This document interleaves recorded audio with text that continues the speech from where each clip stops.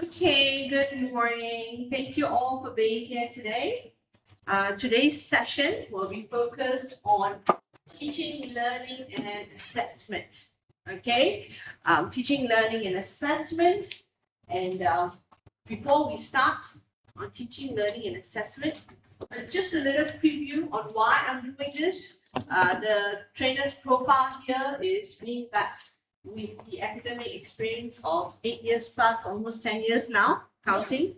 I would like to help individuals to revise and refine the assessment qualities and also the understanding of Bloom's taxonomy. Now let's have an icebreaker. Can we all stand up? Can we all stand up? Can we all loosen up? It's in the morning, right? Stretch. Stretch every part of your body, stretch. Okay, and now to the front of your participant. Wish them good morning. How are you? Good morning. Okay, so now let's share something around the table as well. One good thing in the morning. There's no traffic jam. No traffic jam. One good thing in the morning. Quite okay also. Yes, Alex. One good thing in the morning. I go first. I wake up energetic today. Energetic, Hopefully awesome. I'll be productive, yeah. Good job. She's not feeling well though. I wake up with Daniel.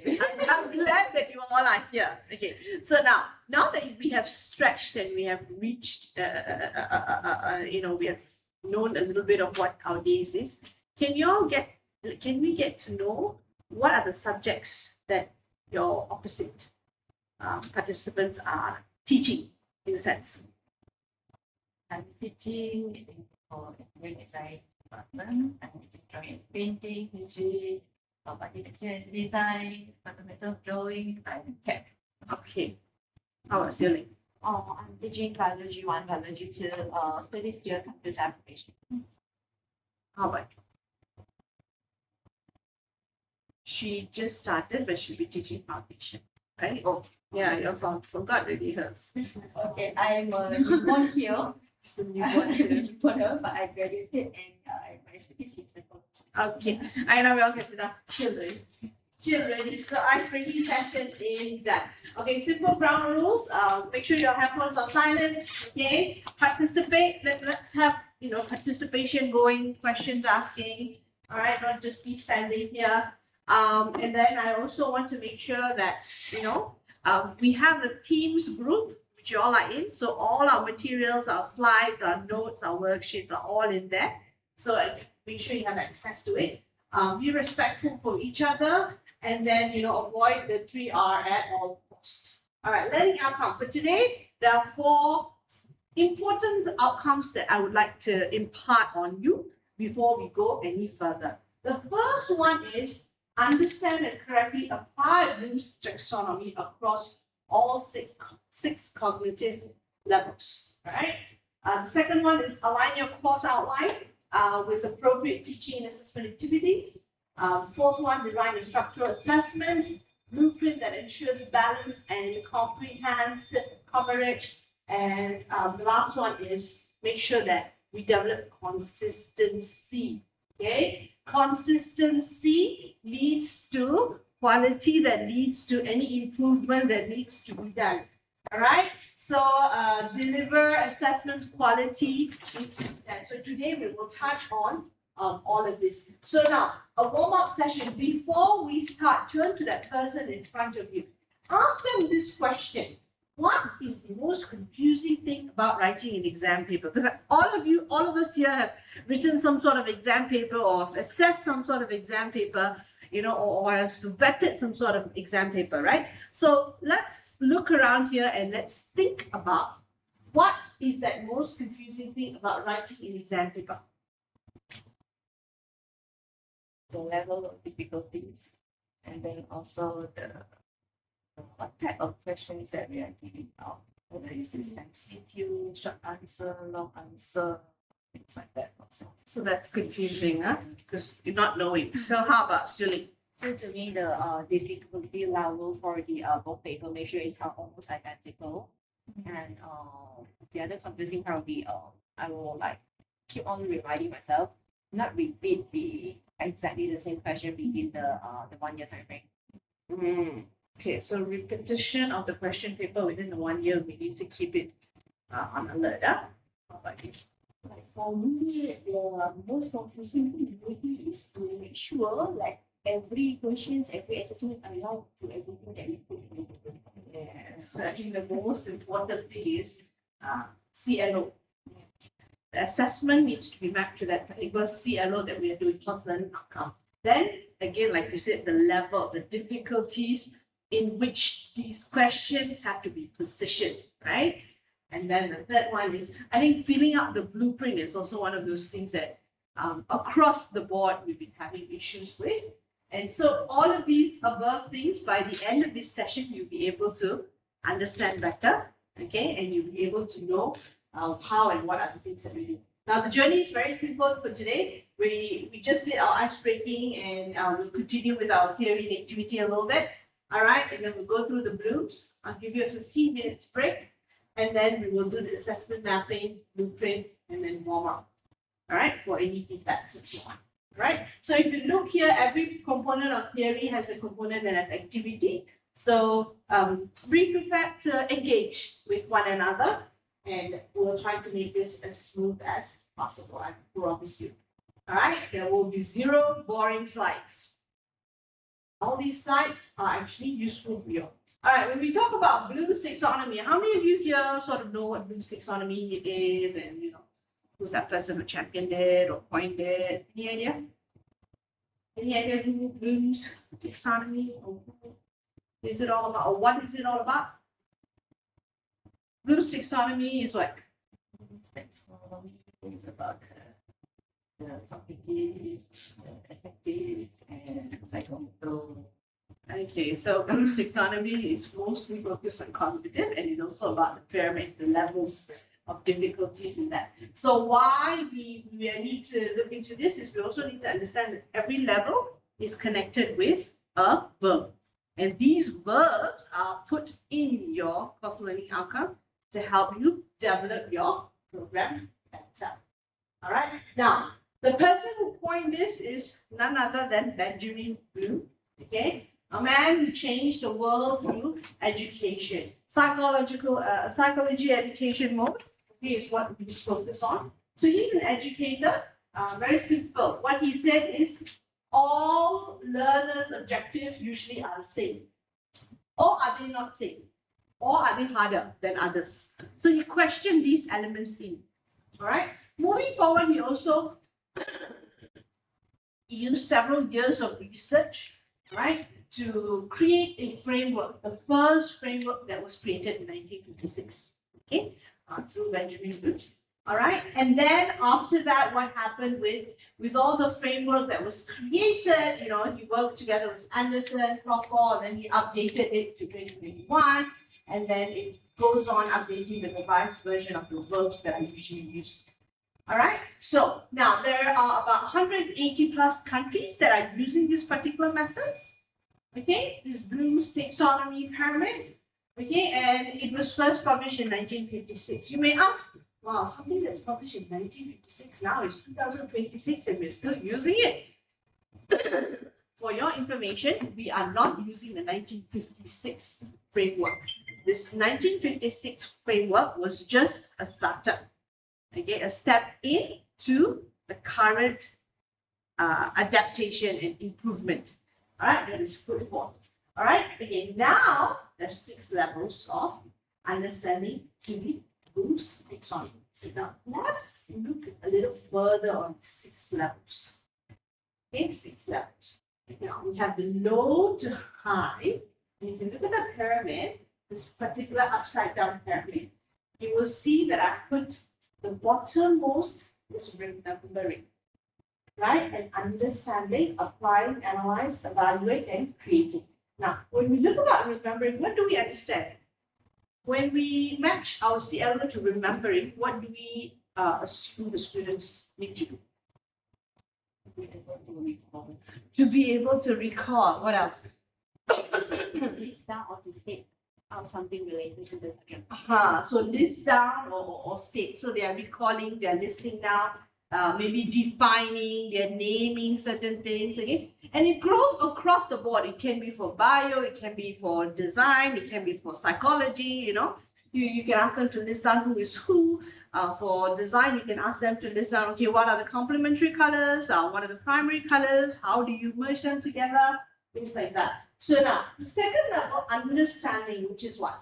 Do you understand what is understanding? Be able to explain things. So when you understand something, you are able to explain, oh, by the way, I understand about this. This is an iPhone one product. How it operates, it's like this.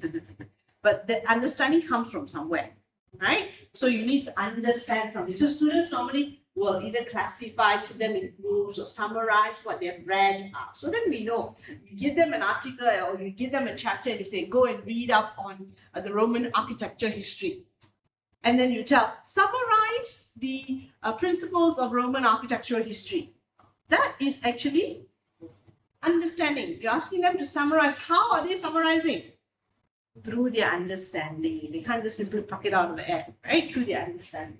Now, going to the third level, applying. Applying, meaning what? So, you remember it this way. You teach them a knowledge, they're remembering. That's rota learning at its best. Okay? And then you have the understanding. So now they're explaining it back again. All right? Applying it. How do they do? Sketch and label. Yeah, they could sketch, they could label, they could sketch and label. Labeling is actually remembering already, right? So sketch and label alone cannot do. You must have something. You must have them demonstrate the amalgamation of this and this, you know, or something like that, right? So you need to get them to solve something. Okay? And then analyzing. Analyzing, you get to compare, differentiate between two different things.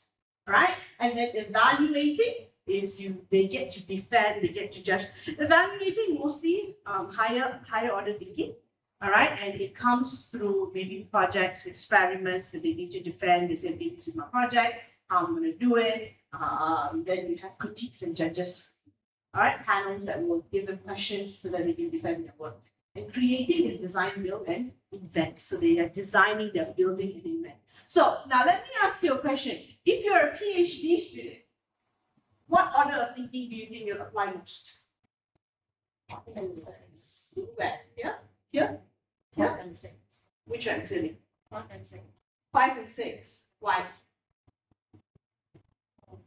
Because for PhD, they louder. actually for PhD, Ah, they are looking at one particular topic in more detail, so they should be come up with something new, so that they can become the expert in that. expert. Okay. So now if you're looking at foundation level, all right, where do you think the levels would lie mostly?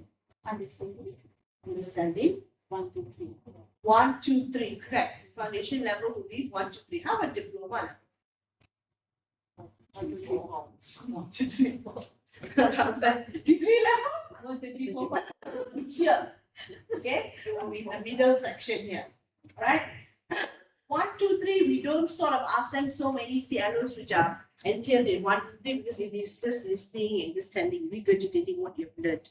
Okay, if we're all educators, we know what rote learning is. Okay, or rote learning. Rote learning is basically memorizing and then regurgitating it all over again. Right, so that's something that we don't want to do.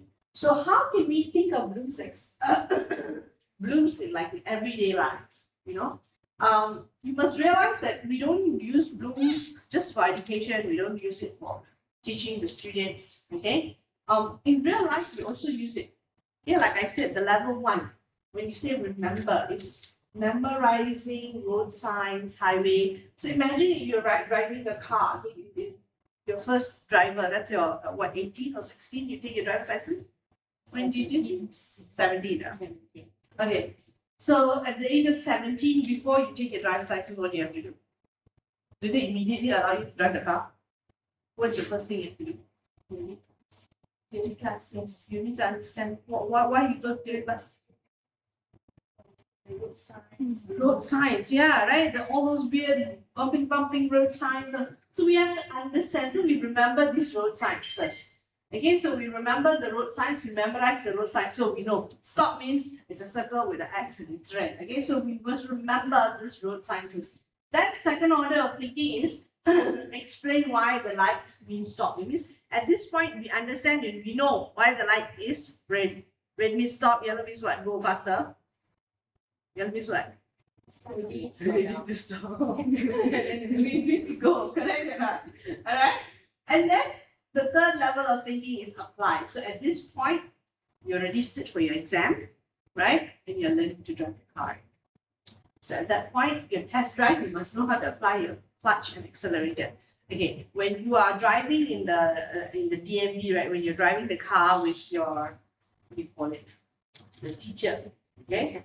The instructor, right? When you're driving the car, your instructor has a pedal there. What's that pedal there for? Emergency stop, because you're still learning, correct? So you have to have that ability for you to make mistake, but at the same time, safe for the drivers on the road, right? Level 4, you want to analyze. So at this point, you already know how to drive, or you're still learning to drive, or you're already in the car, figuring out which turn that I take to come to Batukawan. How do I go in order to come to Batukawan? Okay, and then level 5, you're actually evaluating, you're figuring out what is the safest route to come to Batukawan if it's raining. Okay, if it's like massive flood or a traffic jam or accident, what is the safest route? Then you have level 6, which is you design your route for a road trip that you've never done. So that's a point where you design a road trip. Now, this is everyday just to drive, That's just one element. Okay? What other things we do on our daily life that we apply all of this? Ever wondered? Ever wondered? Okay. Cooking, tell me, how? Level what? Say we are going to cook a soup, ABC soup. So first of all, we must remember what are the ingredients that we need to buy. Okay, And then after that, we need to understand the way how to cut, what to be removed, remove the skin, cut it into mache. Then that would be this one maybe we from our experience, memory. We try to figure out how to cook the soup, what to put first. Do we need to boil the water first, then put in the thing, then put salt or put sugar? If let's say don't have all this understanding, then we might put the wrong thing. correct. Okay, Then analyze. so analyze is where So analysis will be the part where we do the testing maybe. we testing and then we see Yeah, got too too salty. salty means what do we do? Put more potatoes or potato flakes or what, to absorb salt. Then evaluate. Evaluating maybe the cut out, we let our family member Try the soup. try it, then give the comment. Good or not bad or Feedback, getting feedback. So at this point, you remember the pyramid where it says judge, critique, defend. So at this point, when you give your family members to try it, they're gonna say, Celine, you should have put a little bit more salt. Celine, you should have put a little bit more, what's that? Soup leaves and stuff like that. You could have put all it. So you must be able to take the criticism and then think about how you want to do it the next round, right? And then the sixth one is Pray will be next round, try with something new, add in new ingredient, make it more specific. correct. So maybe next round you put the soup a bit more thick instead of an Asian soupy soup. You make it like a Western thick soup with some chicken bits on top or things like that. So that's you're already creating. So when you do that, what happens? You need your own recipe already, So that recipe can be published into book and people to follow. Right? So now that we know examples already. Okay? Now, we only talk about cognitive, huh? All of this is cognitive, right? We talked about cognitive. Now we also have something called affective and psychomotor. Right. Cognitive is more towards your brain. You use your brain. Theory, analysis, understanding, all of these got to do with brain, theoretical understanding. Now, most people only know cognitive and they bypass affective and psychomotor. The A and the P is bypassed. Okay, but Bloom and his colleagues, okay, they come up with the updated, when they came up with the updated one after 1956, they talk about the different coverage. So it's not about just books only, you must have skills. Okay, besides skills, by psychomotor things, we must know what is the right thing to do. We must know how to value those skills. We must know how to create some sort of a leadership with these skills. So that was what was talked about, and emphasized more on. So then we talk about the 3 domains of learning. Okay, so now I want you to think. I want you to think right now. Think about your courses. Think about in your courses, do you apply these 3 domains in your CLO? Can we think right now? Can we maybe take a paper or something like this? You can write down. Think about your courses. In your courses, do you use these CLOs? Can we think about it? Joe, let's think for a while. Put out the kneecap. All right, let's think for a while. In your particular courses, do you look at the table 4 and see, do you put the CLOs in or not?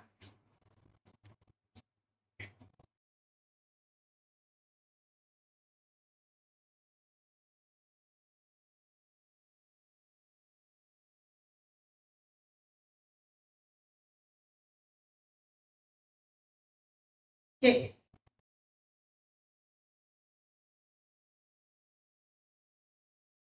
Any idea? Have you all thought about it? Let's start with. She's looking at me. She's like, let's start with Wiley here. Okay, so for my history class, I have mostly active cognitive in the class, and then maybe just one CLO is under psychomotor. So for the cognitive is discuss the work, and then I examine the characteristic, and then for the psychomotor it's like construct a design outcome, like ask them to make a model based on one of the styles that they have learned.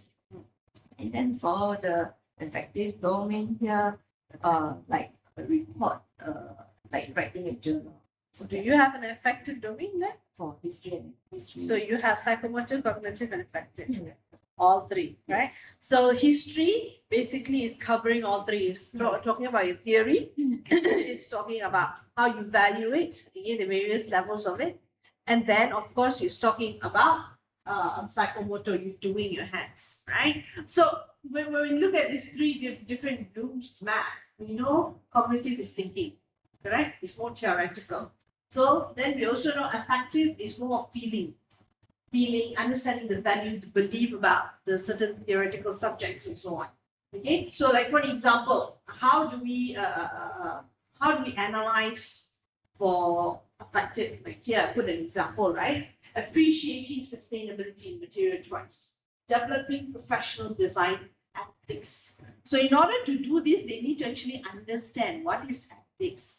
They need to understand what is sustainability in materials, how it affects others and all and around them. By doing that, they will learn, actually sustainability is good because and it contributes towards, reducing carbon footprint.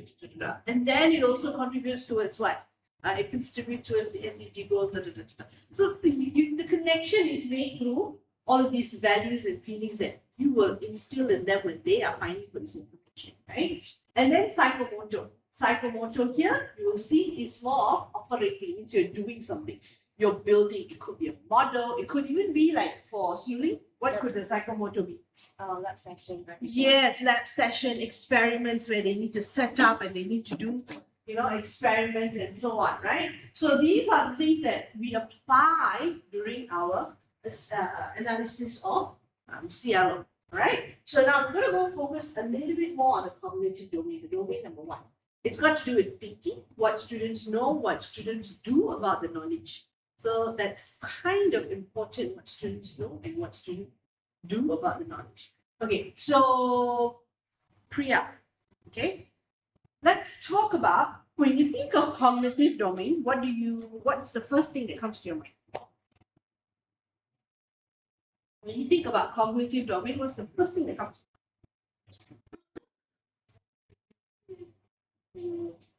Neuro, okay, neuroscience, brain lab, right? What else do you think okay, if you are a student, when you look at the cognitive domain, what do you think you would get out of it? Thinking, processing the information. Theoretical information. Okay. All right. So now, cognitive domains here, I took an example for interior design, 6 examples here, different levels. Just now, I talked to you all about car. How to get the license, how we figure out a route and stuff. Now, let's go in depth, look into remembering.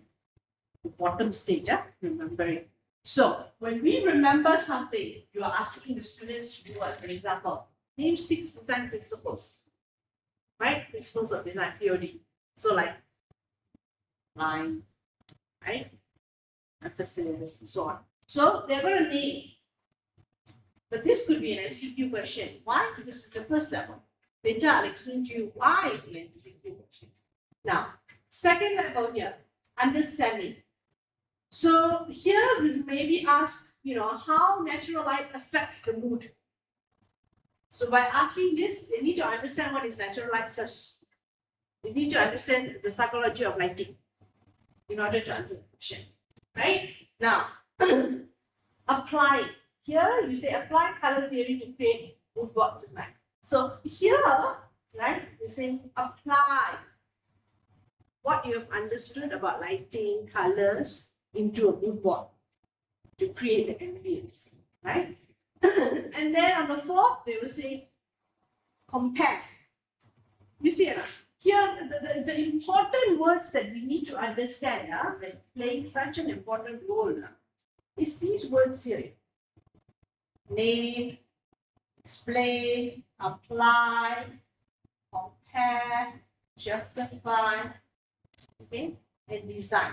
You see, these are the verbs that are set. Okay, this is how we can create your questions and assessments based on the set verbs. Okay, now you can tell me, Miss, how am I going to tell some student, okay, to create something? They're not PhD holders yet. Not necessary, yeah. If you're creating furniture design, they're creating something new. Okay, so they need to understand the original design and then how they modify it or how they create something new for a different problem, set of problems. Okay, so for biology, okay, how can you use create for biology student? How can we use create for biology? One of the topics we talked about the inheritance. So in the inheritance, we will actually use the genetic diagram to explain how the inheritance will happen. So that will be the part where we can assess the student, where we ask the student to construct a genetic diagram to solve the situation, blah blah blah. But in order to solve the genetic diagram situation, blah blah blah, right? They still have to understand, they still have to analyze in order to come here. Am I right or not? In order to come here. Sorry. So they still have to do that. And evaluating, maybe they're looking at it and they are, when it comes to analyzing, they're actually comparing the various individuals that having, all these different DNAs. Correct? Yes or no? Ask them. So let's say for English courses, right? If let's say one of the part section, the student being asked to write, compose an essay. Level 6 already. Yeah. Compose an essay. Because this is something that they are creating. Means you're telling, okay, I'm telling you, compose an essay of your holiday, during Raya break. So the student has to think about what they did. It's new experience. Everything they have experienced, everything they have done, it's new. They're gonna compose it, but your rubrics here, in your creating segment here, your rubrics here have to state in depth what are they looking for. structure-wise, grammar-wise, okay? What are the keywords they are looking for and so on. So that has to be explained in the rubrics, okay? So yes, you are correct. Any other questions that we have here? No questions? Okay, good. So we understand how these 6 levels work cognitively. Now let's go for affective. Affective is going to do with feeling, right? What students value, believe, and care about. Now, I have a question for you all. How do you measure feeling?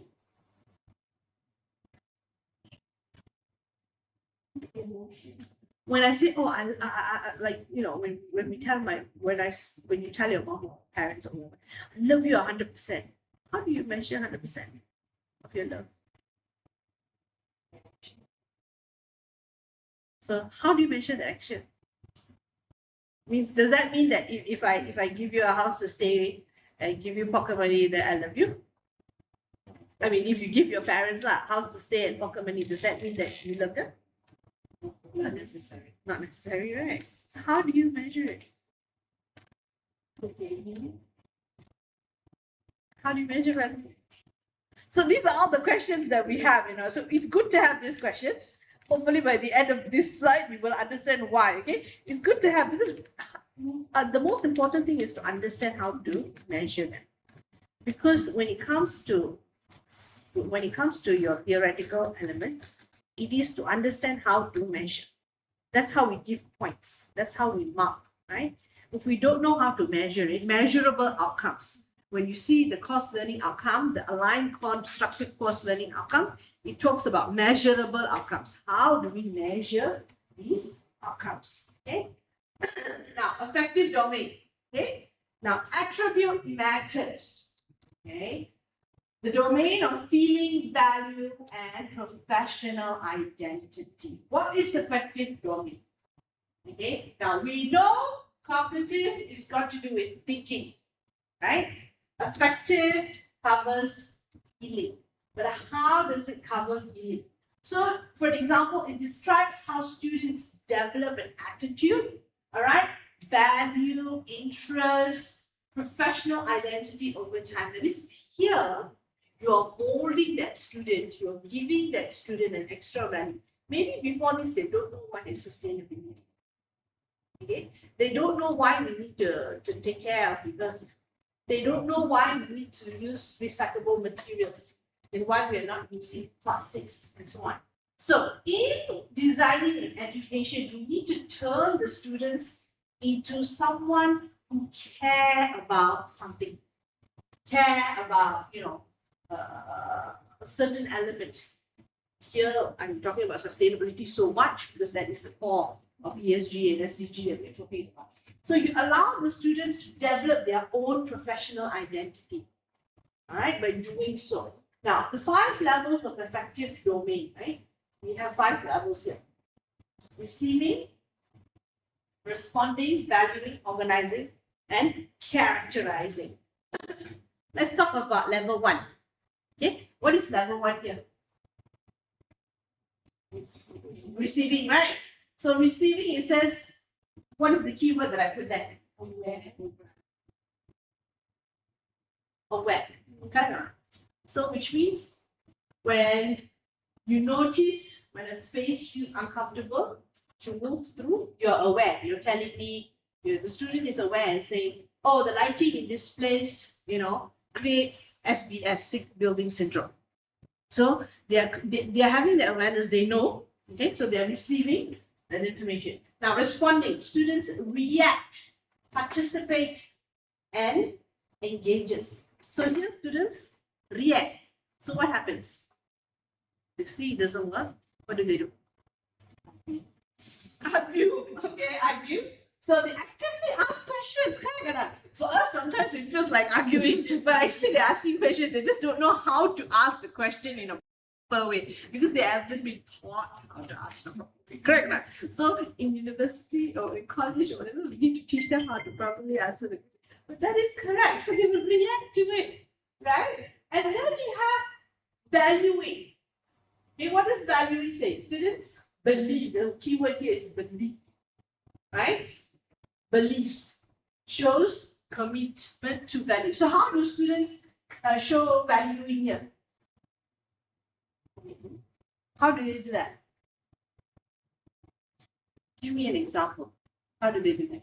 So, for example, yesterday we had a creative studies class, and they had created something out of eco-friendly material, right? So, give me an example, because you were the assessor then.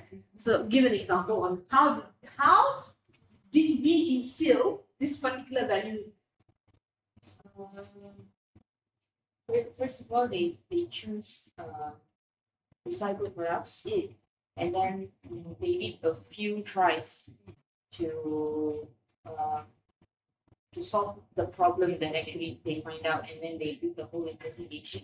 And they came up with like one or two kind of prototype. The first one failed, and then they tried the second one, so that like they keep engaging.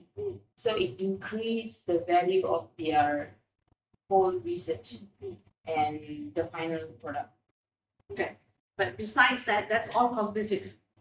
Whatever you're telling me, it's all cognitive. Now, valuing is believing, shows commitment to value. That means when the students did research, all that research that they did about eco-friendly materials, how does it impact our society and how does it impact our planet, they then create a product, right? They create a product. But whilst creating the product, they're actually making constructive decisions saying that, okay, now instead of using this, instead of using a plastic bottle, we use a bottle that is recycled, that we can constantly use on an everyday daily life. Even when they're presenting the materials they use for the models, instead of buying those materials, what do? They just use the one already. Yes, they use whatever they can find around them. So that is already creating some sort of what? They're giving value to it. Yes, in a way, they are valuing it, they are believing what they are doing. They're believing and they're thinking, they're saying, one of the statement was that, I said we could implement it in campus. How can you implement it in campus? So everyone had their own ideas on how to implement it in campus.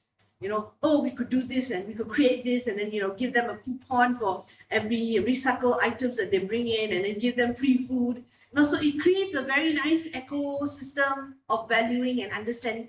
And ultimately, this will not only help them, but it's going to help others do what? It's going to help others do what? Aware. So by doing this, those people that are in contact with whatever it is that they're designing creates awareness.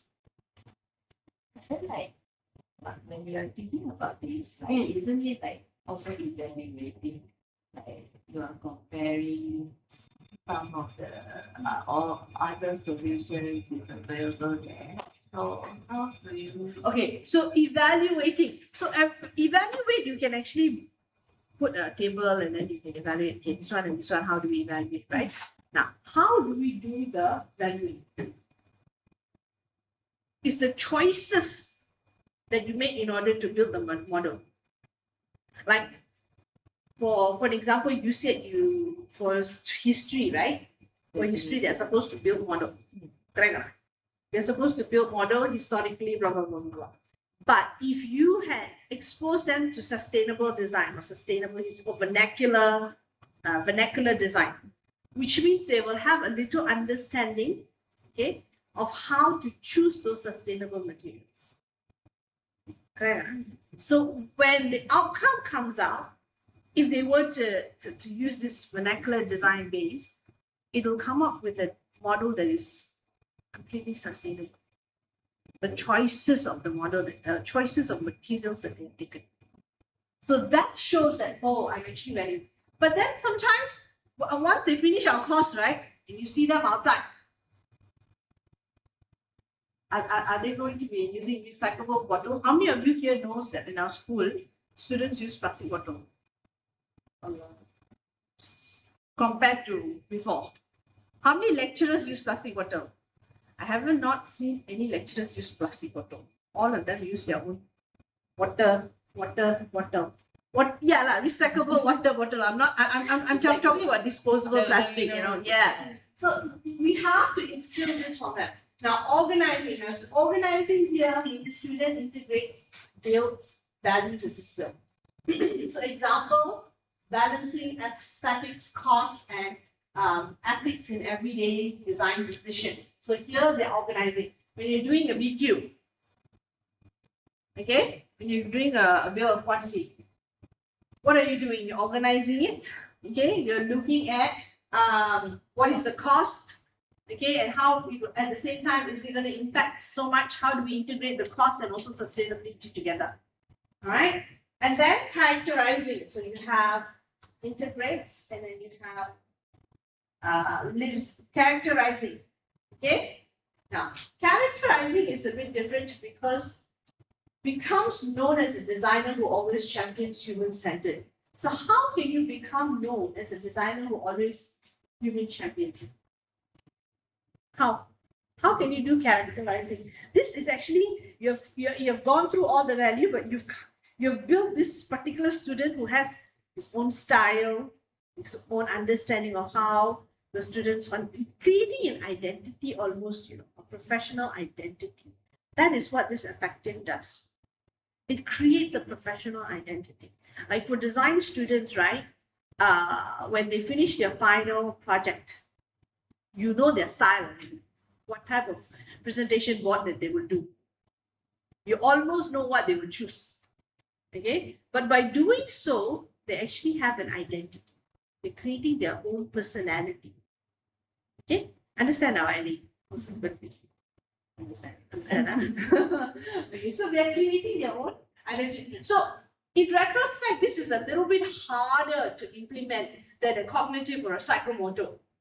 Okay, this normally we will implement it in ethics classes or something got to do with professionalism. All of these should by right have some sort of effective. Okay, so that is something that we need to look into as well. Now, how do you teach? Like I said, right? This question always comes here, right? How do we teach? How do we teach and assess effective domains in classroom? Almost impossible. Okay, now, how do you teach? For example, real world ethical dilemma into studio briefs. Correct or not? We do that or not? We do like, okay, climate change. Or let's say when we give a question, this student is having a hay fever. And so we need to do this and this and this and this. How do we do it? How do we sort of compromise with it? So you're giving them embedded real ethical dilemmas. So then through these dilemmas, students will do what? They will demonstrate commitment to sustainability. They will share, okay, we need to use sustainable materials, how we're going to use the sustainable materials. Okay, and then they will how do you assess them? Values, how do you assess them? How can you assess value? Like I tell you, right? I love my mom, so I buy for her flowers and so on. But how do I assess that value? Portfolio. Huh? Portfolio. Portfolio. Yeah, I don't give portfolio to my mom. But I do write for her letters. Okay, remind her a little card, tell her what is her value to me. So you can do that for students. You can get students to write an essay. Do you remember the reflective part of the projects that we have, the reflective essay? The reflective essay is this value. Okay, now, the second one, critiques require students to justify. Okay, when you're doing critique, you're having design and you're critiquing the students. Now, students will integrate clients' well-being and aesthetic preference into every design. So this is level 4 organizing, meaning we're telling them students have the client will have this list of things that they want, right? And what you want to create, and then you have to mix and match. You have to understand this. Okay. Now, how do you rationalize it? You assess them too when they're presenting their defense. When they're doing a project and they're presenting it, that's how you explain it to them. Understand? Okay. Now the third one. Can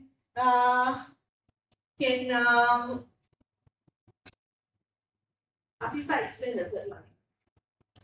Third one is going to do with reflective journal. What did this project teach you? about your design philosophy. So this is, how to teach effective.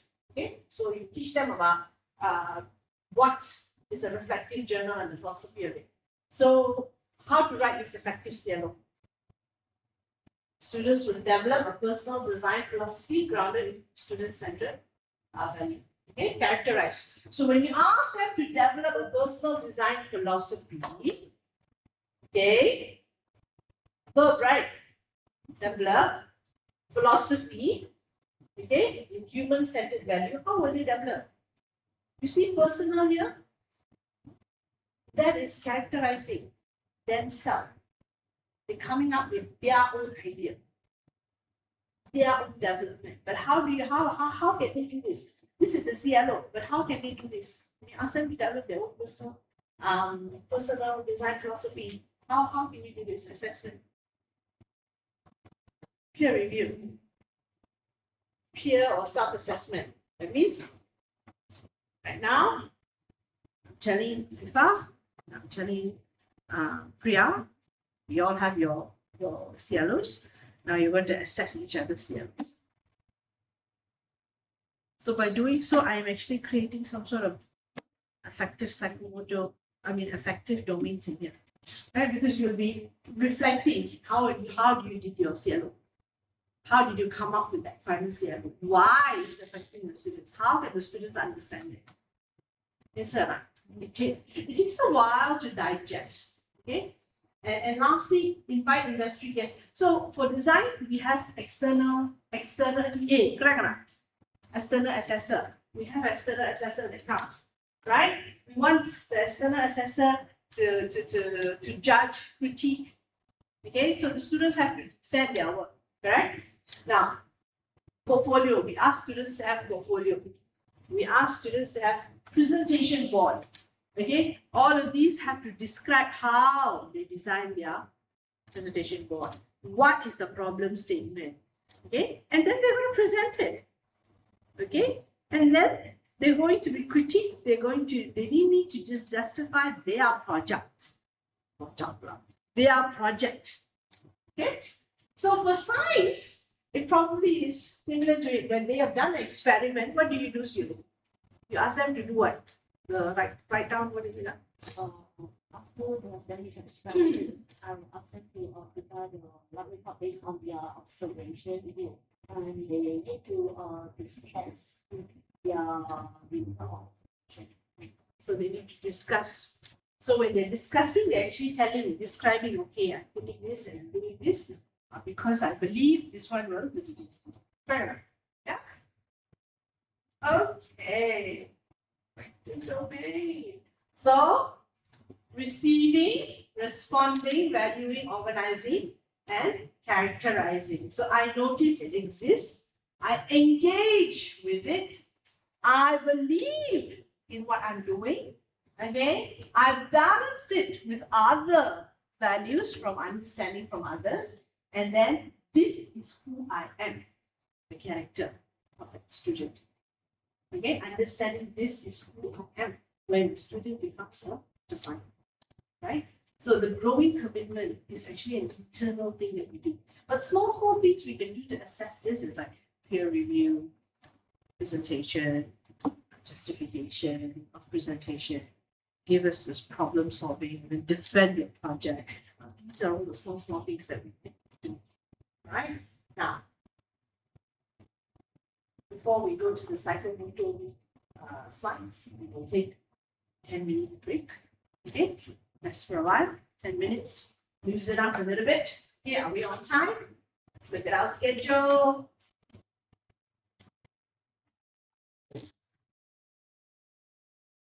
Are we on the, yes, we will take a 10-minute break and come back at 10. Okay, on time. Okay, let's take a break.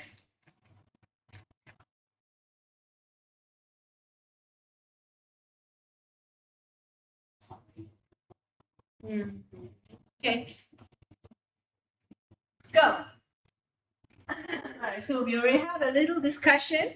Now we're going into some hands-on. Okay. if you guys go into the academic quality teaching in themes, you'll see all the materials that I have for you, right? I want you to go to the participation handout. And you will see here, right? You will see the cognitive levels, the keywords and verbs. Okay. You will also see some things that I have, common mistakes that you can avoid. You can download it and put in your own notes. Okay, this is for you guys to download. All right, and then topic 2, assessment mapping. All right, CLO, teaching learning activity, assessment tasks that we are doing. Okay, those are participants. I also have a little bit of blueprint here, recommendation covering, and then some resources on that. Okay. So this is sort of a handout where you guys can put in your notes and so on, right?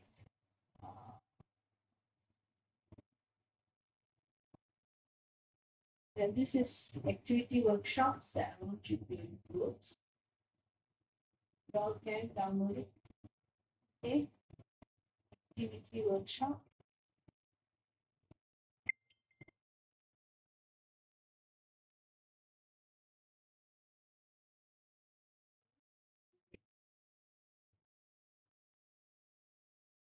One and two, we sort of did it in class, this in our session just now, discussion and so on. So now let's look into our.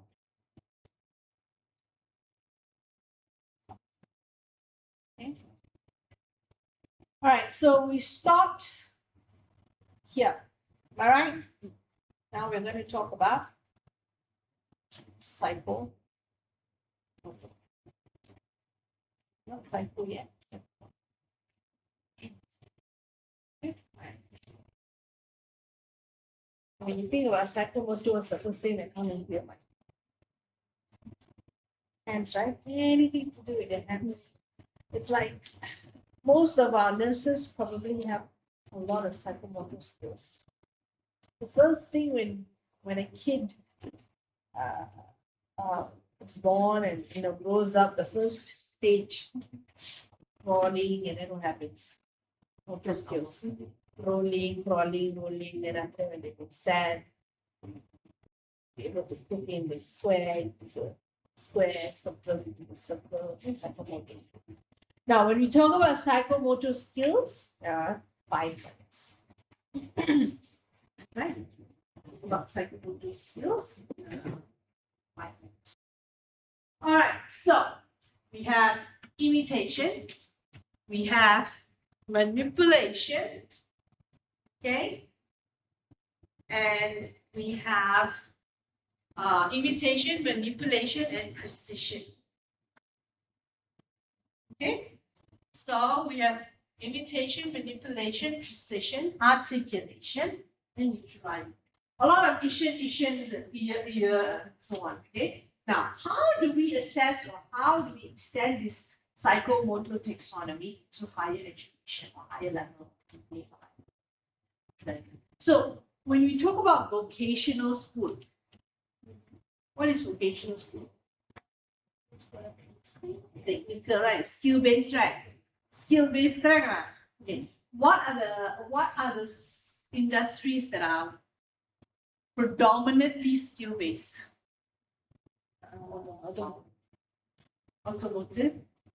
What else? Predominantly skill-based. Culinary, carpentry, construction, all of these are predominantly skill-based. All right. How about science? Are they skill-based? Lab technician will be skill-based. Lab technician will be skill-based. Surgeons, yes, skill-based. They need to know the theory, but they also need to know on the ground. How's the heart? Where is the heart? How to do it? Okay, all of that. Okay, architecture. Architecture is also skill-based. Construction. Okay, so with psychomotor, when we look into imitation, beginner, then manipulation, precision, articulation, Let me try. Let's focus on this one first. Imitation. Monkey see, monkey do. You know heard of that? No. Have you heard of that saying? Haven't heard of that saying? You're the only one that heard of that saying because I saw you laugh. Monkey see, monkey do. That's what the eye is there for. You copy what you see under direct supervision. Like for example, if you want to do a petri dish, growing some fungi in a petri dish, you see Siuling, maybe she show. Okay, students, we do this, then we swab it onto the under the petri dish, we close it, we leave it. We do the streaks, and even the streaks got different type of streaks among. When I was in Boston, when I went to Boston, I did a winter, I think it was a winter course where I was immersed in lab, my arts lab, biomedical lab. So then I got a task. My task was to take the swab from here and then have streaks on the petri dish. And then it has to be a specific streak. Someone was like, all you're gonna do is like that, and then do that to see if it grows or not. And no, you must streak like this, then you must streak like this, and you got different type of streak for different kind of things. I was like, Actually, it's not too concentrated as later overgrowing. see, all of these got. So I was like, I'm coming from arts, IT, interior architecture, and then you go to this lab and you have to immerse yourself. Okay, interesting. And then they have this gadget where you click, then you take from here solution, you put it inside here, take from here, you put it inside here, take from here, you put it inside, and then you put it in a machine, and then it separates the solution from different levels. Then you can, this is actually the sebum, this is actually what this is. And then you have to write. It's like, wow, that was interesting. I wouldn't have known if I was not immersed in Boston at that time. But what did I do? Monkey see, monkey do. I see what she do. Oh, okay, so this is what I'm supposed to do. That's all. Okay, so psychomotor, because you need the skills for the theory was to get this petri dish into a certain temperature so that bacteria would grow. Okay, so I saw how she did it, then I did it. Monkey see, monkey do. Imitation. So that is what you copy under direct supervision. I was under the supervision of her, so that's what you do. So how do we do that in our various lines of work? For example, the environment, how do you do? I showed them how to draw a straight line. There you go. She needs to show perspective, center point from here, from here, from here, from here. Bio. I showed them how to occupy the slides for the observation under the microscope. So This is actually not only related to academic, it's also related to how we bring up the kids. Because when they're still small, we sort them. There is a time where they learn how to sort themselves. yes, correct. You are so right. When they see us do, they also want to do. Correct. See, some kids, I want to walk like mommy. And they wear the high heels and they go. My niece is doing that right now. She's looking at the grandmother, so she'll wear the shoes and then she'll. And see what you do. You're already starting in a very, very young age. Psychomotor. Okay, so you remember the psychomotor monkey see, monkey do is imitation. Okay, and then you have manipulation. Manipulation is performed from written, verbal, or no visual clues. That means, like for example, complete a floor plan, draw a floor plan from the brief. Give you a brief and draw a floor plan. Or maybe for bio, what can you do? Create an experiment to assess this. So they have to come up with what? First, they have to come up with the ingredients that they want to Assess what is their manipulated variables, what is their responding variable, is the one that they're supposed to measure. If they are not able to do that, they won't be able to proceed with their experiment. Right? So they have to measure, they have to assess, they have to set up first, correct or not? So then they just need to do it and then write the report, write a brief.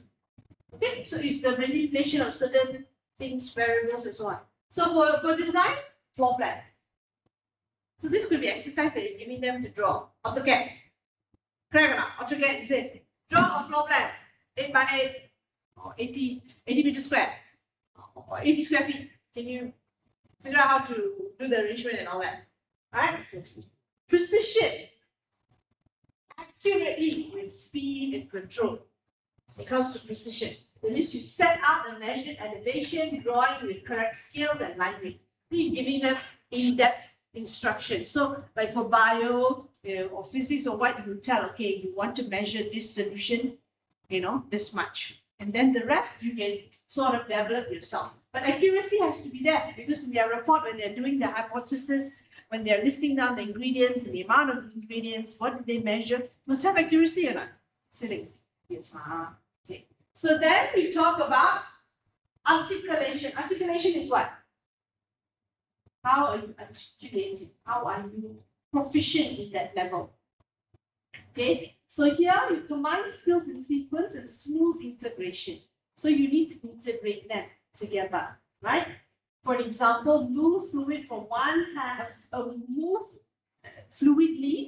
hand sketch, from sketching to 3D model in computer.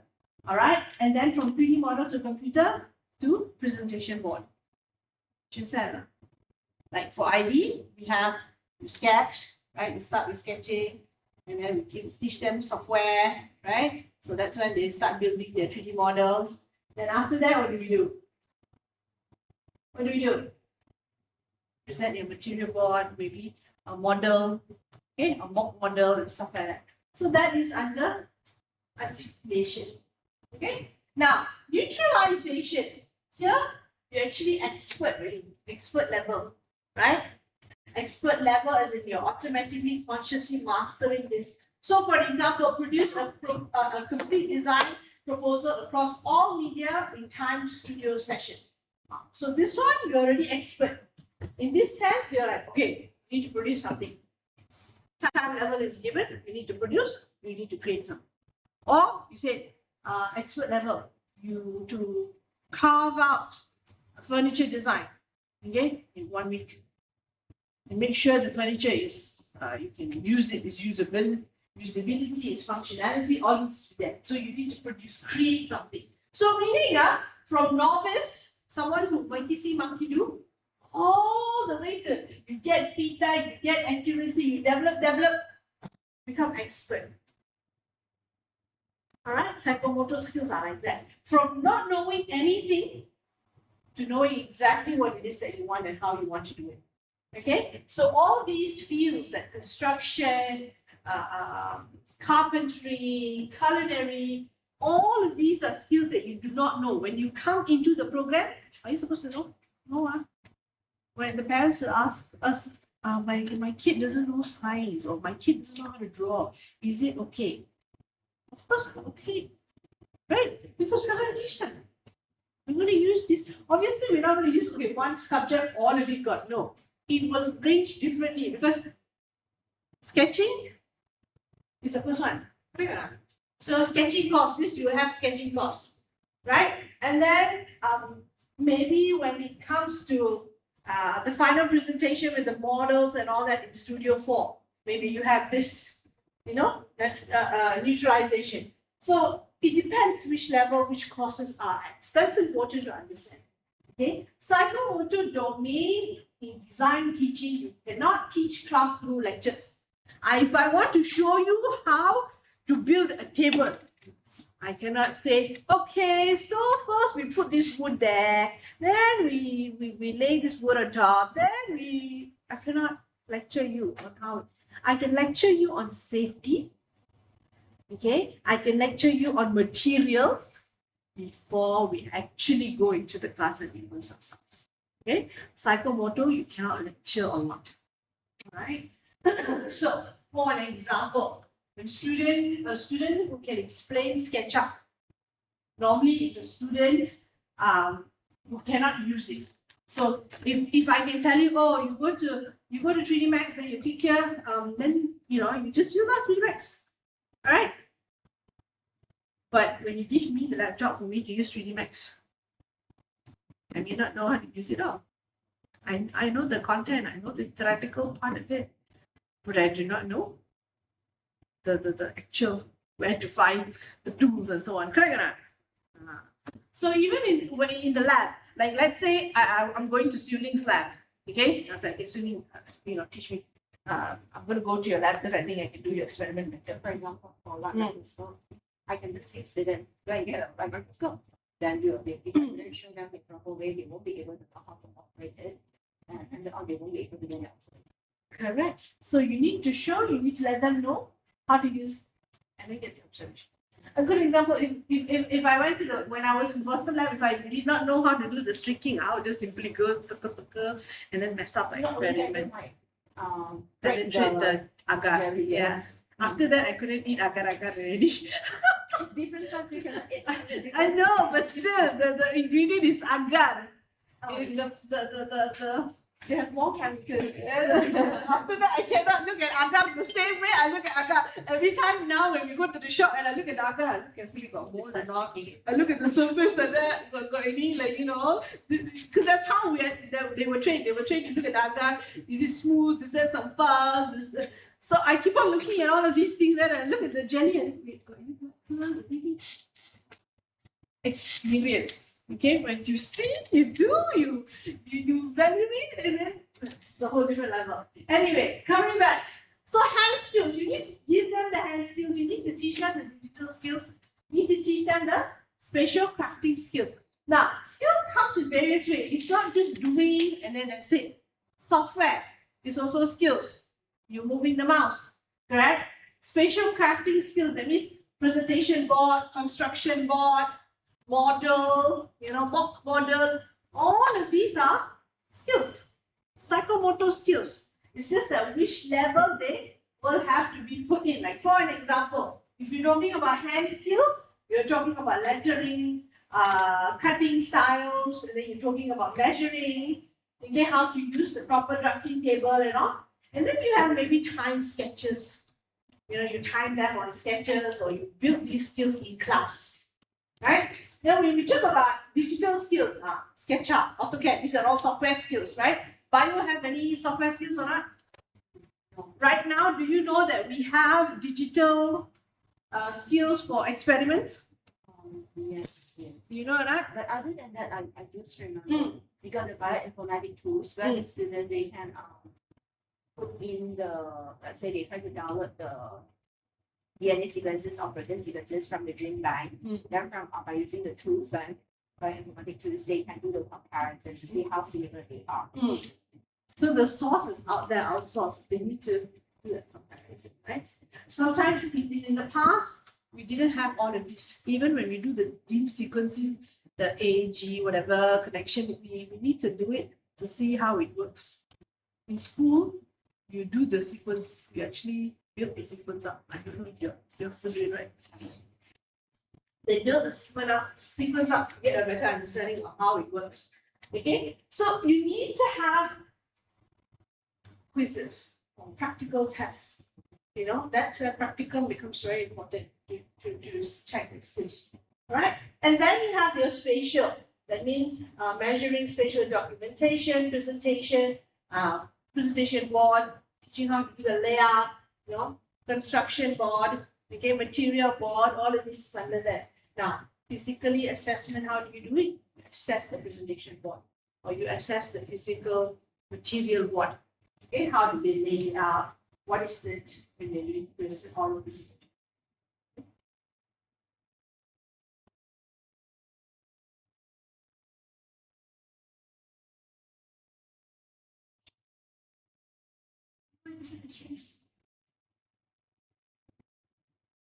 And so you press the down there, the arrow. Go on.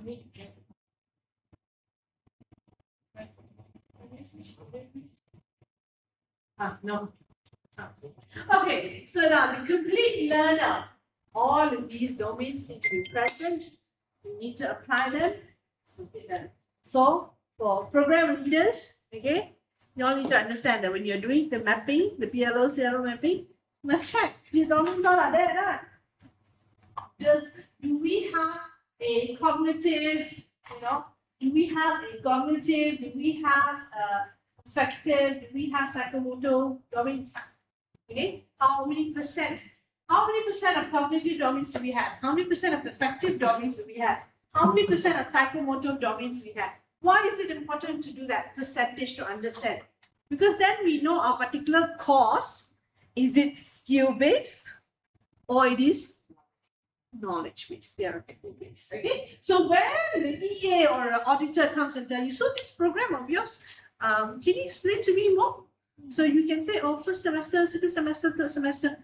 Oh, we explain. But actually, our particular program is more towards skill-based. If you look at it, we have mapped most of our CLO to the particular domain of psychomotor. All right, and we also value the fact that effectiveness needs to be there. So you'll see specific courses like leadership that has this particular effective domains. All right, and the first year courses will be maybe theorized more on theoretical knowledge. Do you understand? Instead of telling them, this is my structure, this is your one, don't last year like that. If you've done it before, now is the time we can learn this information to counter offer and assess question. All right, so now we're going to do writing CLO across the domain. All right, how do we design the CLO in these three domains so that it's not just cognitive alone? Okay, for an example, I put symbol here, brain, heart, and head. Example Studio 2, right? Studio 2, how to write CLO for materials and finishes. I use example of materials and finishes, right? Studio 2. Now, in materials and finishes, before I tell you, I'll tell you what are the topics that we cover. Material and finishes, we talk about all the different types of materials. We talk about the durability, the porosity. We talk about fire rating for materials. We talk about the lighting effects of the materials, so on and so forth. Focusing on materials and how these materials are applied in the interior. Okay. Now you already know a little bit of the content, huh? We'll do it briefly. First thing, you see, because it's a degree course, we have level 4, level 3, level 4. Okay? Level 4, analyzing. Students will be able to analyze the properties and applications of common interior. Okay? They already know all this, right? Remember I told you they talk about the different types of material, they learn about the different types of material. They learn about the stone, the textile, the glasses, the laminate and all that. Okay? Select appropriate materials for the given brief. The brief will be given. You already know the knowledge. Imagine you're the students. Your brief is given to you. You already know the knowledge of the material, correct?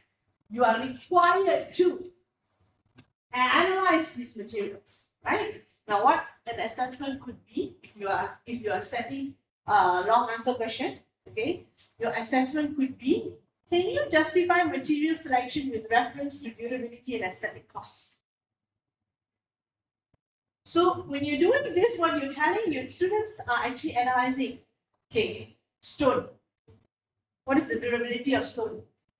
What is the aesthetic value of stones? What is the costing of stones? When you use marble. So they're actually doing the assessment during this level, right? They're thinking how to do it. Because they learn the knowledge in class. Give examples, however you teach it. So now they will be able to answer this question. Do analysis. Now, that is the knowledge. Heart. Okay? Valuing. Students will demonstrate a commitment to selecting sustainable and ethical source material in all design proposals throughout the program. Students need to demonstrate, what do they need to do in demonstrate? They need to show. They need to show. So what can be the best assessment? Explain. They need to rationalize. They need to explain.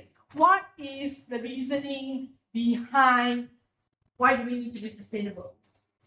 Why do these materials need to be sustainable? Yes, presentation, correct. So they will say, like, for example, the critical studies, creative studies. They talk about, okay, this material is sustainable, why? Right? Why do we use this material and not other materials? Why am I using wood? It's recycled wood instead of a normal wood. So they're justifying it. Okay? They to the verbs. They do it through presentation. Sorry. Last one, psychomotor. Skills. Construct a professional material board. Okay? With the proper labeling, cutting, and all that. So when it comes to material courses, okay? How can you assess them? They need to have a physical material board that tells you where the materials that they themselves can tell you, okay, this is marble, the description of marbles, the model, where you can buy them, how much is the costing, the durability of it, the flammability of it, all of that needs to be clear. You know, final presentation of psychomotor. You understand or not now? Afifa, any question? Understand it? So far so good, huh? Okay, so now let's give another example. This one is Aidima. So let's go to Afifa. Psychology. Can you give me one in the domain of affective? In this particular domain classification, what can you do if it's a psychology course? Intro to psycho. For psychology, for the student should be able to apply this psychology in their daily life, or like for the students, they basically how do they use psychology to help them to cope and do this in their basic life. So what would you ask them to do? Assessment. Like a journal.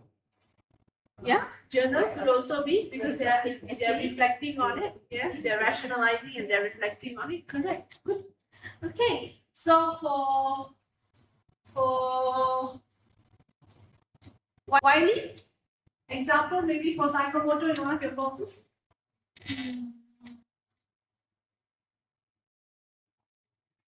Ask them to like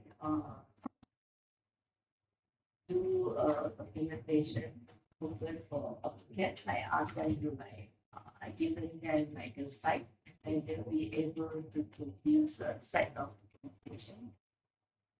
Okay, so you ask them to go to the site, do the measurement, and then they come up with Design. their measured drawing up. Okay. Okay. All right. How about Zuli? Like to let the student understand more about the structure of DNA. The student they actually actually I find it I tell them you need to do your DNA model, the tricky one, by using recyclable item. So they need to figure out what items that they can get, then discuss with their group member, then build the DNA model to show their understanding. So that one you're doing a little bit of practice and doing a little bit of psychomotor. And after that, they actually need to do a short presentation to explain why they choose that model. Okay, good. That's a good move. Okay, quick reference, huh? 3 domains at a glance. Cognitive, affective, psychomotor. Okay? Questions to ask for cognitive. All right? What should students know and understand and think about? These are the questions you need to ask when you're setting up a cognitive CLO. Okay? For affective, you should ask what should students value and care about at this step. Okay? And then for psychomotor, you should ask what should students make, build, or construct, or perform. Okay? So these are the questions that you can ask, and these are the verbs that you can connect it to, and also the typical assessment methods. Okay? When we talk about cognitive, you talk about MCQ, multiple question answer, a short answer question, long answer question, all of these can be under cognitive.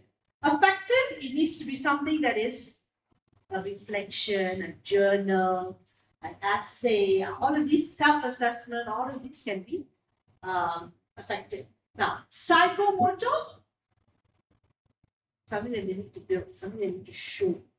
Okay, it could be a portfolio, it could be a physical artifact, it could be something that needs to be built during the time studio. Okay, so this is very important when you do examples that are related to these domains for you to know. But the most important thing that I want to address to you, especially when you all are creating the CLO, checking the CLO, is this part here.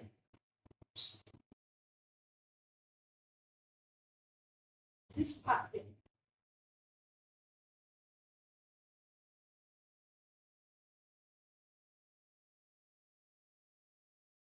The verbs part. This part here. The verbs. Okay? Because every CLO that we create must have the proper verb and the measure, the action measures it. Okay? Right, so you must be able to measure it appropriately with the levels. All right, quick quiz here. Each CLO below, shout out cognitive, affective, or psychomotor. Okay? Lemah. Dia jawapan tu sudah kantor, you cannot show you the jawapan. Okay, don't see the jawapan. Don't see the jawapan. I got the jawapan. Okay, never mind. Now, quick question, say it's correct or not. Now, this one is sketch. Sketch means what? So maybe you can voice it out loud. So evaluate means what? Yes. Demonstrate means what? When You can't just demonstrate can also be cognitive, the word. But you see the word demonstrate, now we go to the next word. commitment. Here, genuine commitment, right? Demonstrate genuine commitment. So that one's going to do with? Yes. Construct. What's construct? Build. Yay. So verb is everything, guys. It's so important. Verbs and what comes after the verbs. All right, like for example, students will evaluate the ethical implication. Okay, so it's telling me they're going to evaluate. What are they going to evaluate? Ethical implication. How are they going to evaluate it? Using synthetics versus. So in the verb itself, it tells in the CLO, it tells you, you're going to evaluate. The students are going to do what? They're going to do this, evaluate. What are they going to evaluate? This. Okay? Ethical implication. How are they going to evaluate? By doing this. Understand? Okay, good example. What are students going to do? Demonstrate. What are they going to demonstrate? Genuine commitment. How are they going to demonstrate it? Designing. So you understand or not? So it has to be, it's very, yes, the verb is important, but you need to know, evaluate, oops. So you need to know, like for example, what are students going to do? Sketch. Yes. What? What are they going to do? How are they going to do it? 2 points. 2 points. They're going to use the 2-point method. Okay? And how are they going to do it? They're going to do it on the interior space. Okay, now students will, what are they going to do? Construct. Okay? How are they going to construct it?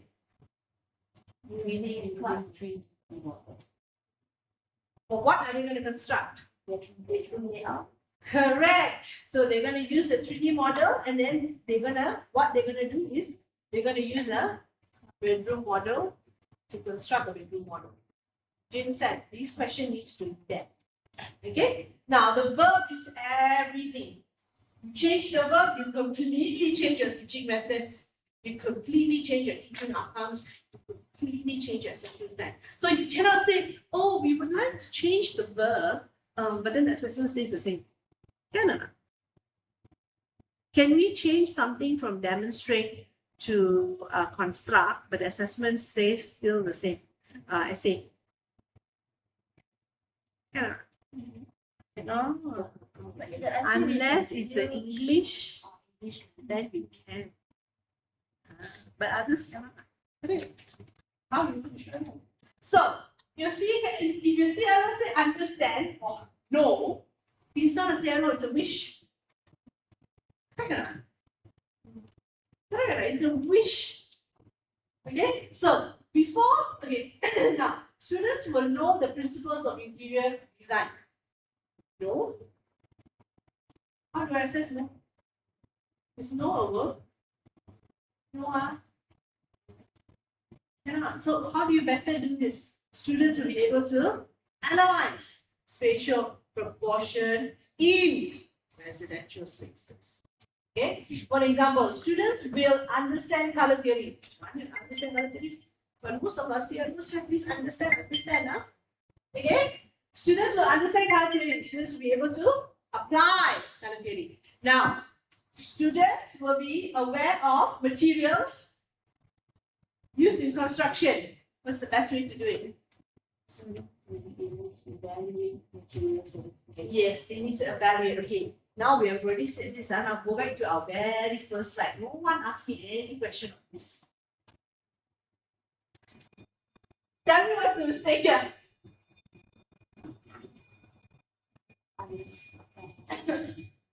What is it?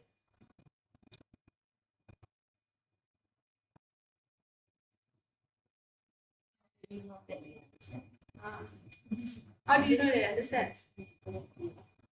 How do I know that you understand correctly? Because you will be able to apply the Bloom's taxonomy, okay, across cognitive. Right? Right. Okay. Now, align. Students, you all are students now. Huh? Students will be able to align course learning outcome with what? How you align it? Appropriate teaching methods, okay, and also activities that we will do later. Right now, students will be able to design. So you're creating something new, okay? Design what? Structure assessment blueprint. Why do you need to design the structure assessment blueprint? To ensure balance and comprehensive coverage. Okay. Now, the last one is students will be able to develop consistency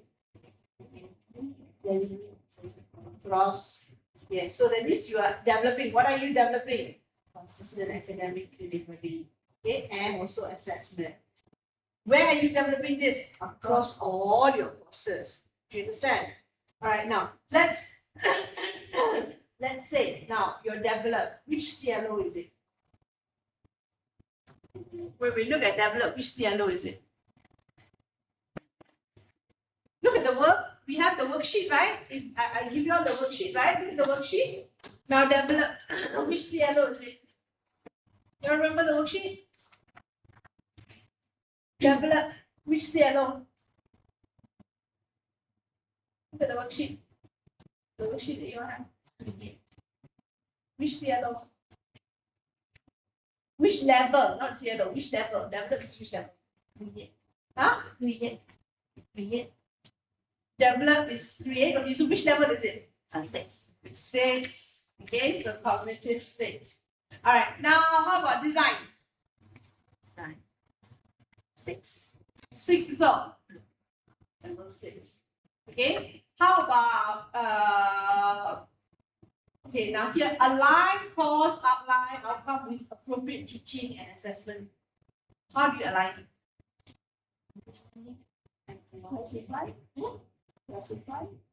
Classify what else? How would you align it?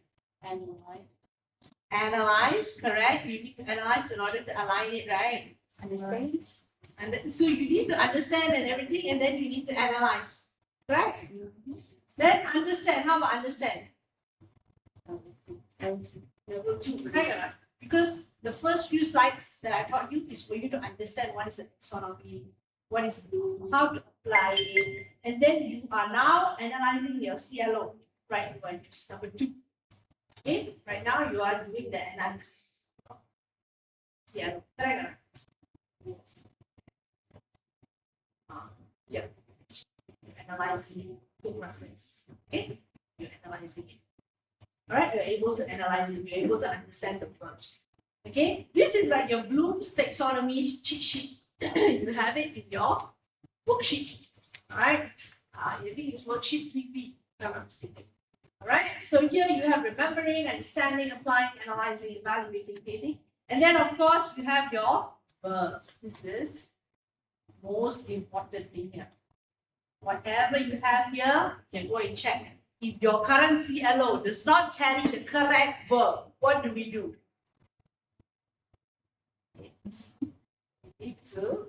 What do we do? What is the process? We need to present this in the DAB, CM. DAB, you present your result for that semester. Then you present it in PCM. After PCM, curriculum review. After curriculum review, we go to standard. The standard. Okay, so we need to know that. So that's why it's a good time for us to do it now. Okay? Next standard will be. Our next standard will be.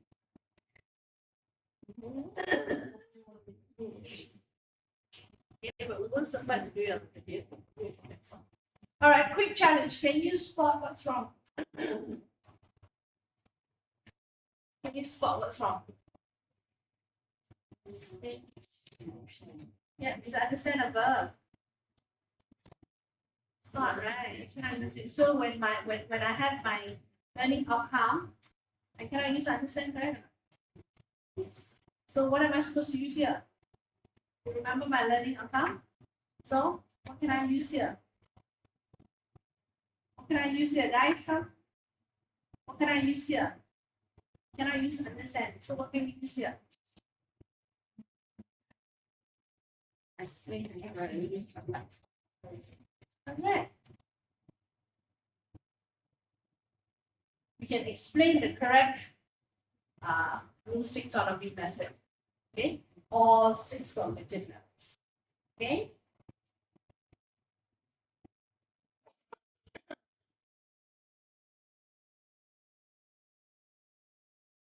Okay.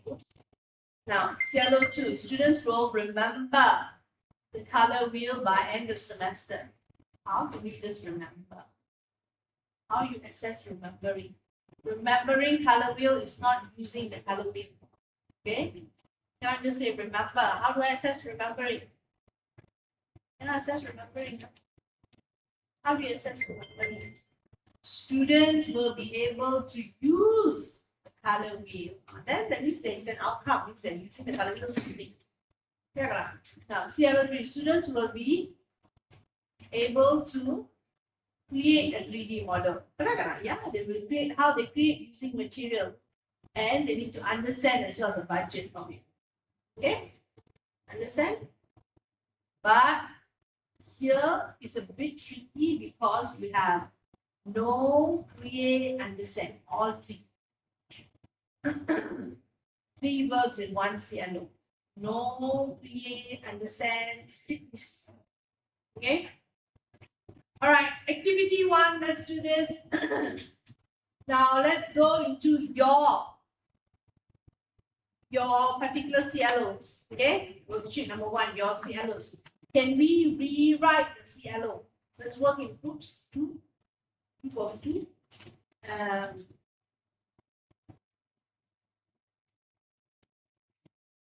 Priya and Wiley together, Afifa and Sylvie together. Okay? Now let's take one subject and I want you to rewrite your Rule 6 on your CLO, sorry, not 6 on your CLO. And then we're going to share it with one another. Okay? Let's start now. Okay? 30 minutes. Let's start now. Let's rewrite the broomsticks on the CLOs. We look at intro to psychology. When is it?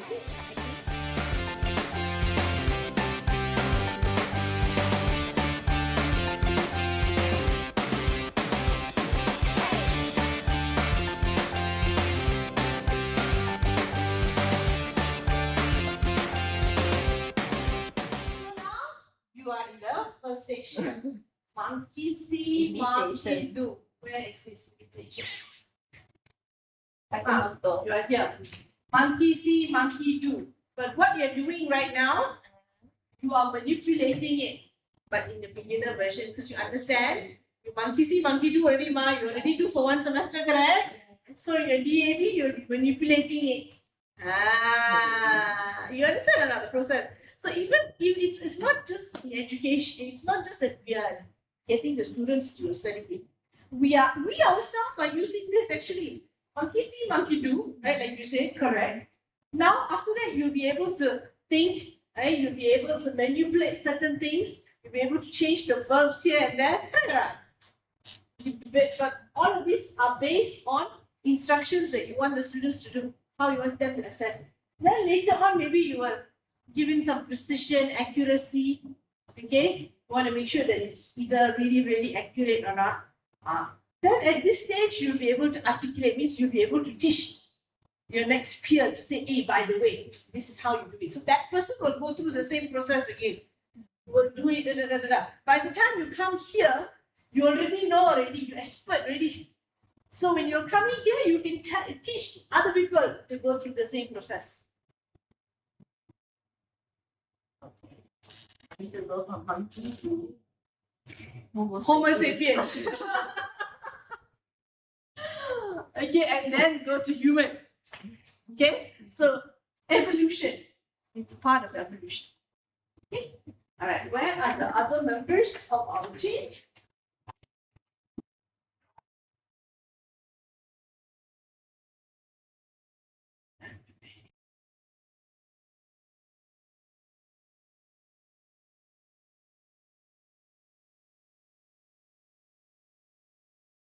Okay.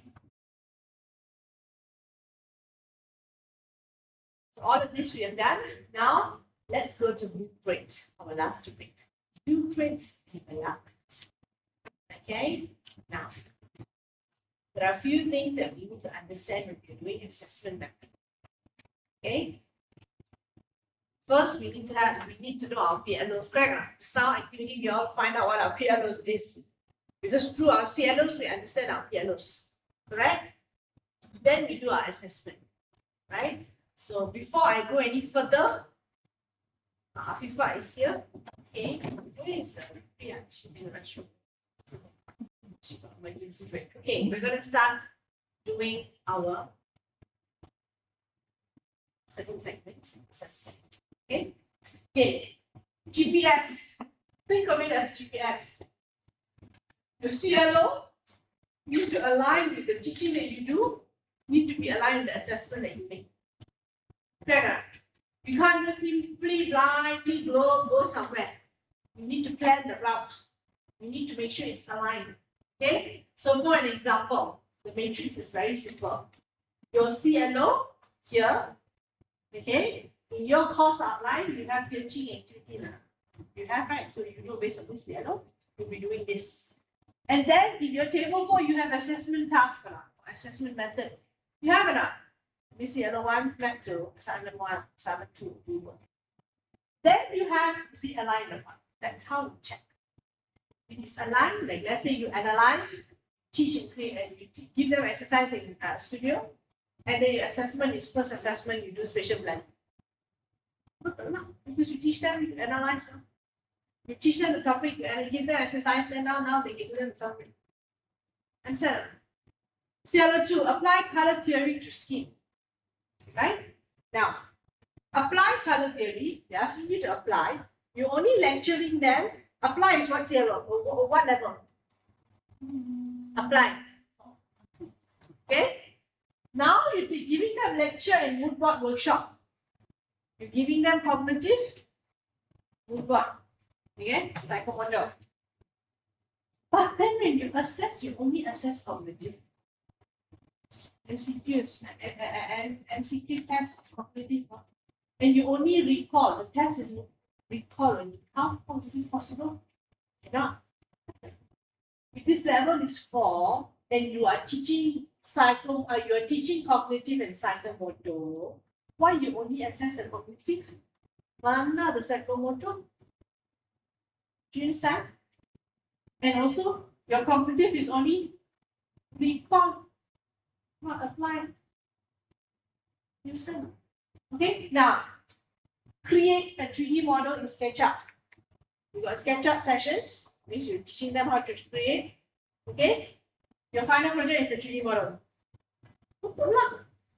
It's correct because you're telling them to create something, you're teaching them how to create, Giving them multiple exercises to create, you're assessing your final project. That they have to create, they have to do their own creation. Right? Now, evaluate material selection. Okay? Evaluate guest lecturer. But you only call the guest lecturer in week 10. Why? 1 week only. 1 lesson only. But then, there's no assignment, CLO, nothing. You didn't assess for anything. You do the CLO for, you call someone to talk for that week, but you never do any assessment. You never do any mapping. Where does it conclude to? So this is something that we need to know. Excuse me.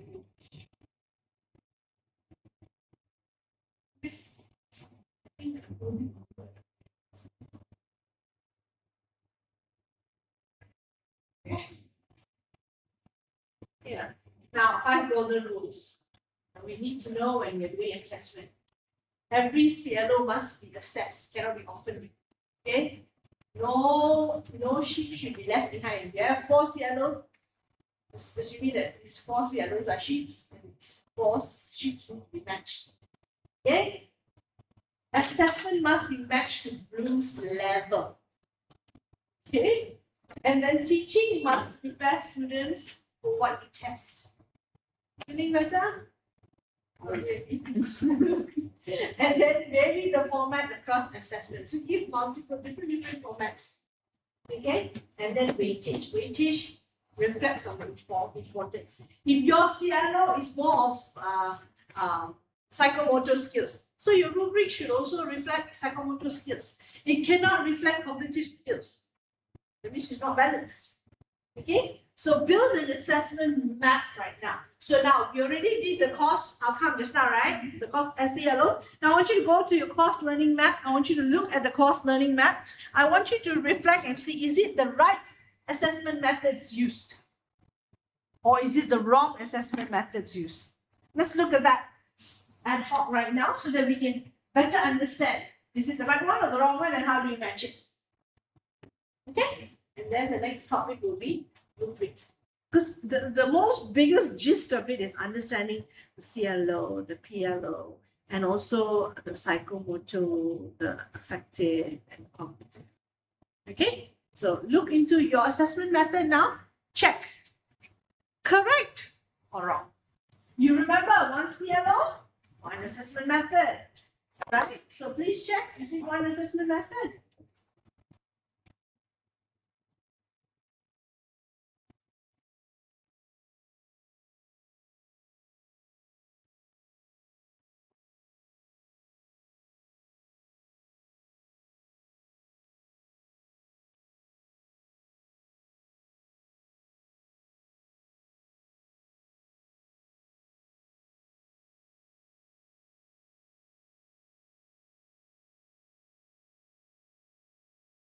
Still 10 minutes.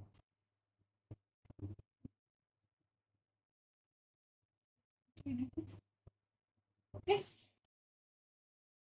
When it's off. Go for business to make a whole.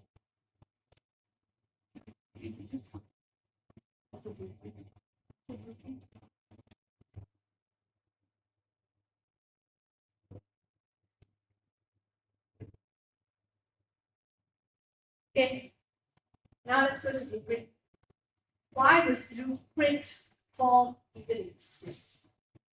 Okay. The reason why it exists is we need to map it. You need to know where are your levels. You need to understand how to show these question papers. You need to know at first the anatomy of blueprint. Why we have MCQ questions, why we have short answer questions and long answer questions. Right? We also need to know that if it is under remembering and understanding, you can put MCQ. Right? You cannot put like long answer question under remembering. Sorry. Alright, so to give you all a better understanding of this, okay, now we have an example of Studio 2. Principle of design. Okay, these are all the courses that we're teaching. Okay, all the topics that we're teaching under Studio 2.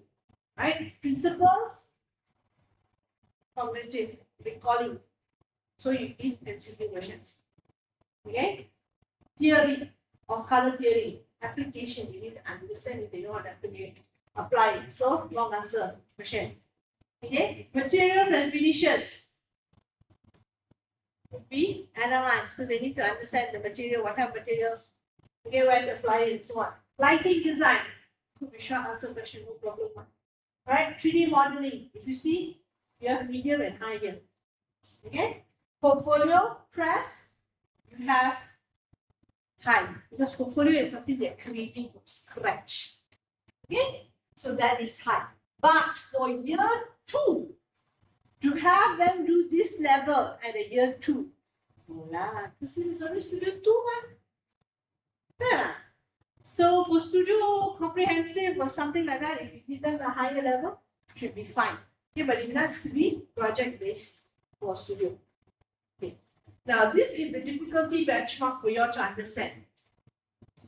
If foundation, okay, percentage of low remembering questions should be 20 to 40%. Okay. Medium understanding and applying questions should be 50 to 70.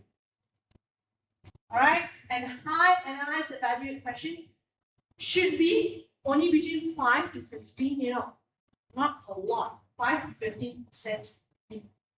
So you see the majority of it lies here for foundation.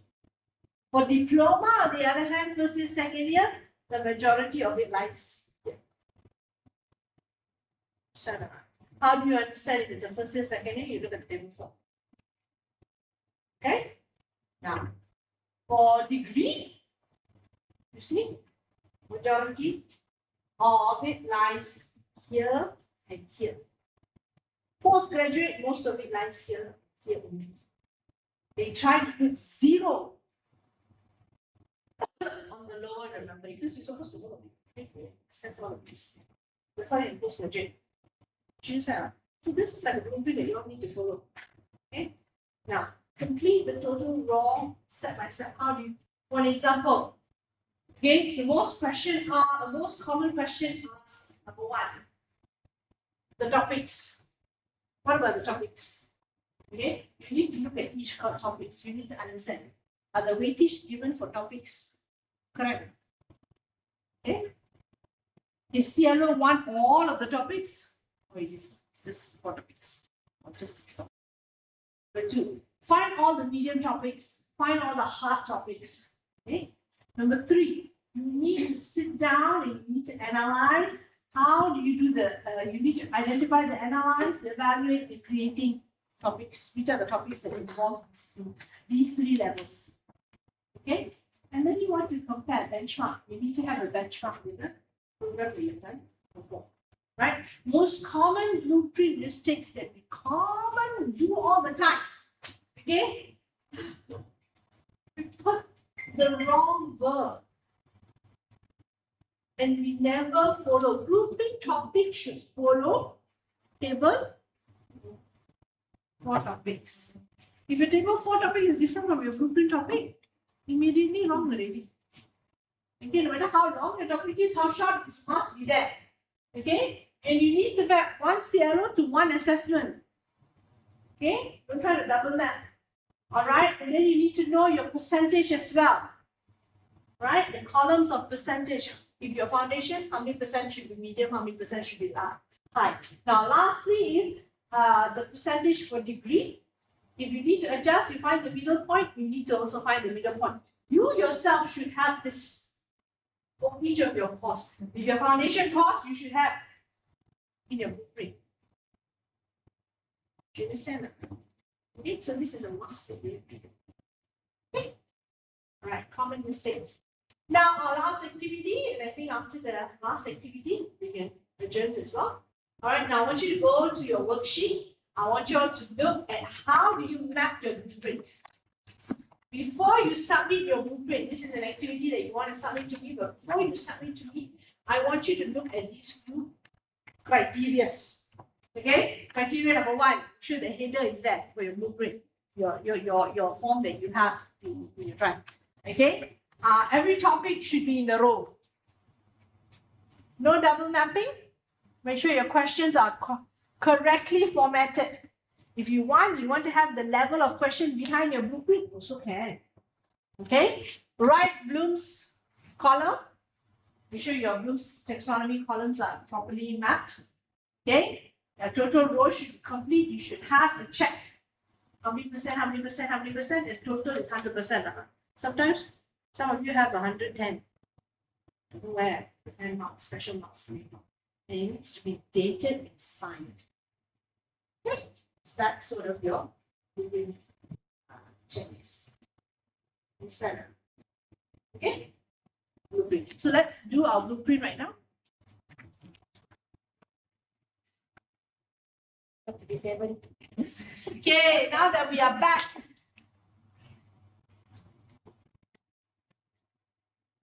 Never mind. All right. So now that we are finished, okay? Now that we are finished, 3 takeaways. 3 things you take back today, in today's session, is what? First thing is Bloom's taxonomy. What is important in Bloom's taxonomy?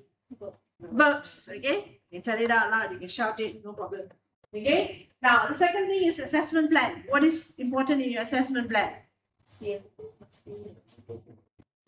What is it?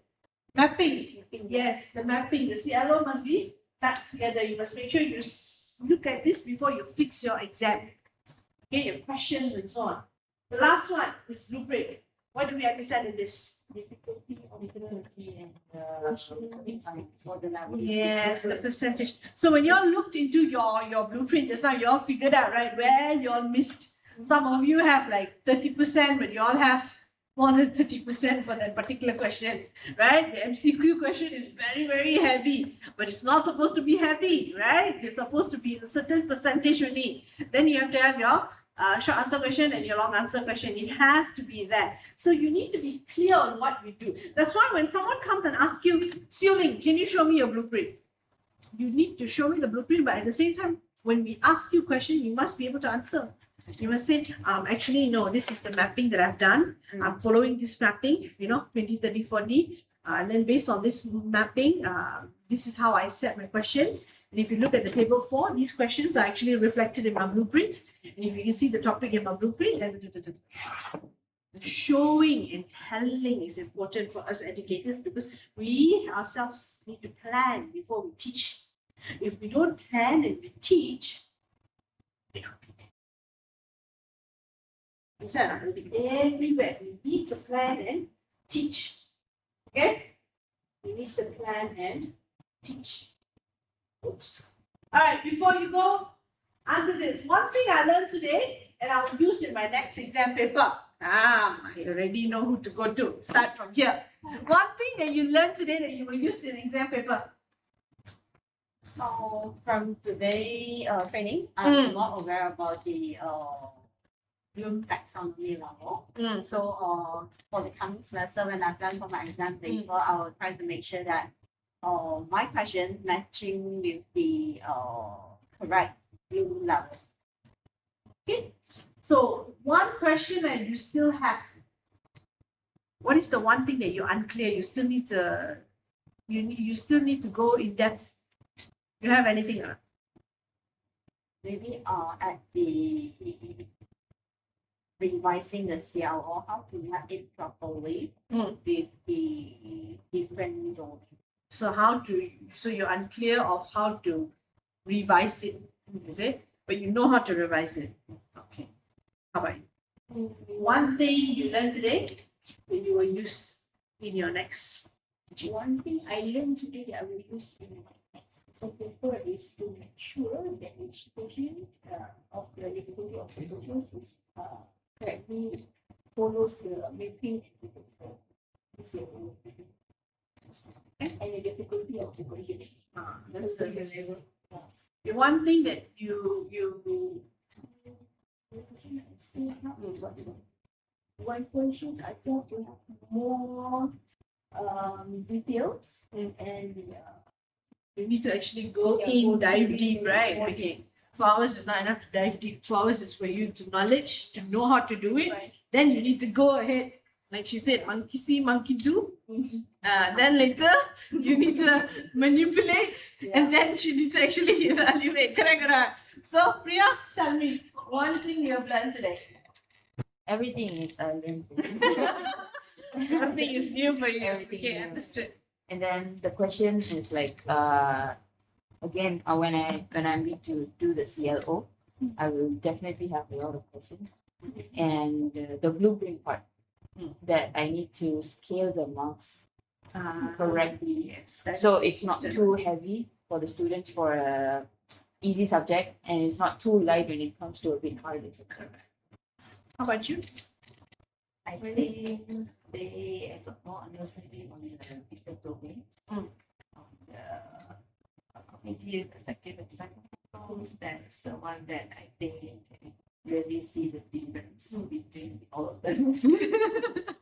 Now you can clearly see the difference, right? Because the words is like almost similar, Yeah. Yes. but it's it brings a different meaning to it. So it doesn't mean if it is discussed, it's only for that particular domain.